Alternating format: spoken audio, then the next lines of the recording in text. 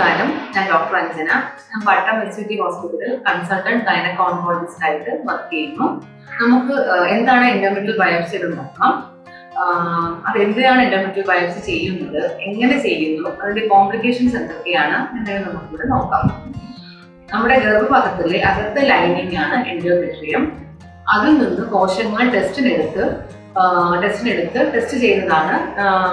ചെയ്യാനായിട്ട് എടുക്കുന്നതാണ് endometrial biopsy. നമുക്ക് എൻഡോമെട്രിയൽ ക്യാൻസറോ അതിന് മുന്നോടിയായിട്ടുള്ള എന്തെങ്കിലും സ്റ്റേജോ ഉണ്ടോ എന്ന് അറിയാനാണ് നമ്മൾ എൻഡോമെട്രിയൽ ബയോപ്സി ചെയ്യുന്നത്. കൂടുതലായും പീരീഡ്സ് കഴിഞ്ഞ സ്ത്രീകളിലാണ് എൻഡോമെട്രിയൽ ക്യാൻസർ കാണുന്നത്. അവരിൽ ബ്ലീഡിംഗ് ആയിട്ടാണ് ഇതിന്റെ സിംറ്റംസ് കാണിക്കുന്നത്. അപ്പം പീരീഡ്സ് കഴിഞ്ഞ സ്ത്രീകളിൽ ബ്ലീഡിംഗ് വന്നാൽ തീർച്ചയായും എൻഡോമെട്രിയൽ ബയോപ്സി ചെയ്യേണ്ടതാണ്. അത് ചെയ്യുന്നത് മൂലം എൻഡോമെട്രിയൽ ക്യാൻസറോ അതിന് മുന്നോടിയായിട്ടുള്ള സ്റ്റേജ് ഉണ്ടോ നമുക്ക് നോക്കാമെന്ന് ഞാൻ നേരത്തെ പറഞ്ഞിരുന്നു. ചില സ്ത്രീകളിൽ ബ്ലീഡിംഗ് കാണുമ്പോൾ ഡയറക്റ്റ് ആയിട്ട് യൂട്രസ് റിമൂവൽ സർജറി ചെയ്യുന്ന ഒരു പ്രവണതയുണ്ട്. പക്ഷെ അതിന്റെ പ്രശ്നങ്ങൾ എന്തെന്ന് വെച്ചാൽ, നമ്മൾ എൻഡോമെട്രിയൽ ക്യാൻസറിന് വേണ്ടി ചെയ്യുന്ന ഓപ്പറേഷനും സാധാരണ ഗർഭപാത്രം എടുക്കാൻ വേണ്ടി ചെയ്യുന്ന ഓപ്പറേഷനും തമ്മിൽ ചെറിയ വ്യത്യാസങ്ങളുണ്ട്. നമുക്ക് അസുഖം ക്യാൻസർ ഉണ്ടെങ്കിൽ അത് സ്പ്രെഡാകാൻ സാധ്യതയുള്ള കഴലകൾ, വയറിലെ പാട എന്നിവ നീക്കം ചെയ്യുന്ന ഓപ്പറേഷനും കൂടി വേണ്ടി വരാം.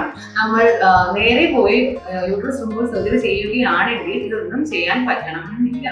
അപ്പൊ തീർച്ചയായും നമ്മുടെ പീരീഡ്സ് കഴിഞ്ഞ സ്ത്രീകൾ പീരീഡ്സ് കഴിഞ്ഞിട്ട് ബ്ലീഡിംഗ് ഉണ്ടാവുകയാണെങ്കിൽ എൻഡോമെട്രിയൽ ബയോപ്സി ചെയ്യേണ്ടതാണ്. പീരീഡ്സ് കഴിഞ്ഞ സ്ത്രീകൾ മാത്രമല്ല, 45 വയസ്സിന് മേളിലുള്ള സ്ത്രീകളിൽ ബ്ലീഡിംഗ് പ്രശ്നങ്ങൾ, അതായത് അമിതമായ രക്തസ്രാവം, പീരീഡ്സിനിടയ്ക്കുള്ള ബ്ലീഡിംഗ് എന്നിവ കണ്ടാലും, പിന്നെ വണ്ണം കൂടുതലുള്ള സ്ത്രീകൾ, PCOD തുടങ്ങിയ പ്രശ്നങ്ങളുള്ള സ്ത്രീകളും എന്തെങ്കിലും പുതുതായുള്ള ബ്ലീഡിംഗ് പ്രശ്നങ്ങൾ കാണുകയാണെങ്കിലും അത് എൻഡോമെട്രിയൽ ക്യാൻസർ കാരണമാകാം. അതുകൊണ്ട് തന്നെ അവർ തീർച്ചയായും എൻഡോമെട്രിയൽ ബയോപ്സിയും കൂടെ ചെയ്യേണ്ടതാണ്. അപ്പൊ എന്താണ് ഈ പ്രൊസീജിയർ, അതിന് ബുദ്ധിമുട്ടുള്ള ഒരു പ്രൊസീജിയർ ആണോ എന്നുള്ളതാണ് ഇത് നമ്മുടെ ഒരു കൺസേൺ.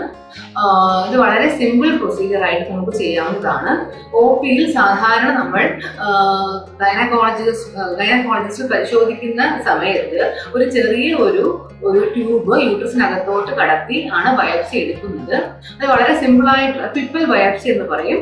സിമ്പിളായിട്ടുള്ള ഒരു പ്രൊസീജിയർ ആണ്. അധികം വേദനയോ ബുദ്ധിമുട്ടോ ഒന്നും ആ സമയത്ത് ഉണ്ടാകുന്നതല്ല.